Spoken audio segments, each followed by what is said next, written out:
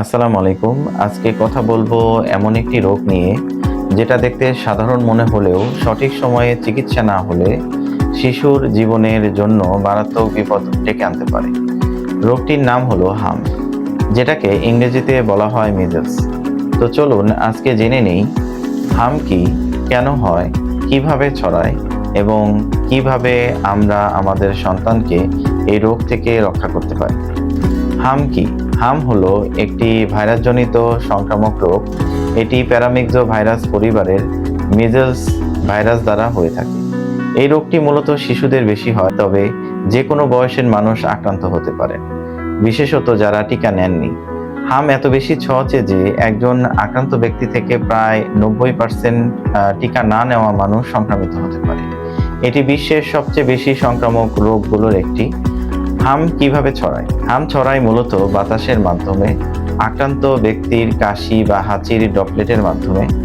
মজার বিষয় হলো ভাইরাসটি বাতাসে 2 ঘন্টা পর্যন্ত সক্রিয় থাকতে পারে, তাই আক্রান্ত ব্যক্তি চলে যাওয়ার পরেও সেই ঘরে থাকলে রোগ ছড়াতে পারে।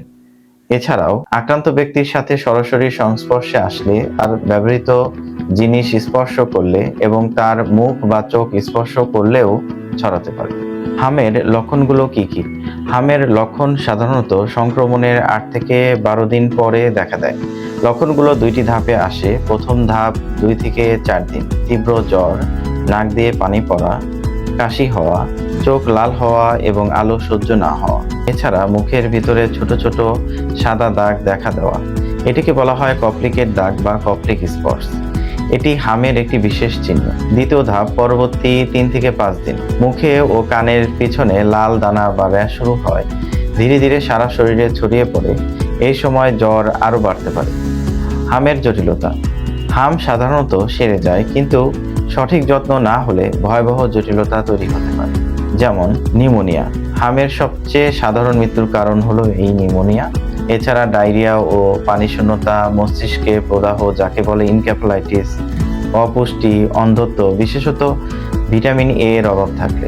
প্রতি বছর বিশ্বে লক্ষাধিক শিশু হামের কারণে মারা যায়, বিশেষ করে উন্নয়নশীল দেশগুলোতে। চিকিৎসা ও প্রতিরোধ। হামের কোনো নির্দিষ্ট অ্যান্টিভাইরাল ওষুধ নেই, তবে চিকিৎসায় করণীয় হচ্ছে পর্যাপ্ত বিশ্রাম ও পানি পান করানো, জ্বর কমাতে প্যারাসিটামল ব্যবহার করা, ভিটামিন এ সাপ্লিমেন্ট দেওয়া। এটি জটিলতা অনেক কমায়। প্রয়োজনে ডাক্তারের পরামর্শ নেওয়া। প্রতিরোধের সবচেয়ে কার্যকর উপায় হলো টিকা। বাংলাদেশে এমআর ভ্যাকসিন বা মিজলস রুবেলা ভ্যাকসিন দেওয়া হয়। প্রথম ডোজ শিশুর 9 মাস বয়সে এবং দ্বিতীয় ডোজ 15 মাস বয়সে। এই টিকা বিনামূল্যে সরকারি স্বাস্থ্য কেন্দ্র ও ইপিআই কার্যক্রমের আওতায় পাওয়া যায়। তাহলে মনে রাখুন, হাম একটি প্রতিরোধযোগ্য রোগ।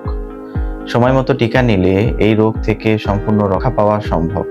আপনার শিশুর টিকা কার্ড চেক করুন। যদি কোনো ডোজ বাদ পড়ে থাকে, আজই কাছের স্বাস্থ্যকেন্দ্রে যান। আজকের ভিডিওটি যদি আপনার উপকারে আসে তাহলে লাইক দিন, শেয়ার করুন এবং চ্যানেলটি সাবস্ক্রাইব করতে ভুলবেন না। সুস্থ থাকুন, ভালো থাকুন। ধন্যবাদ।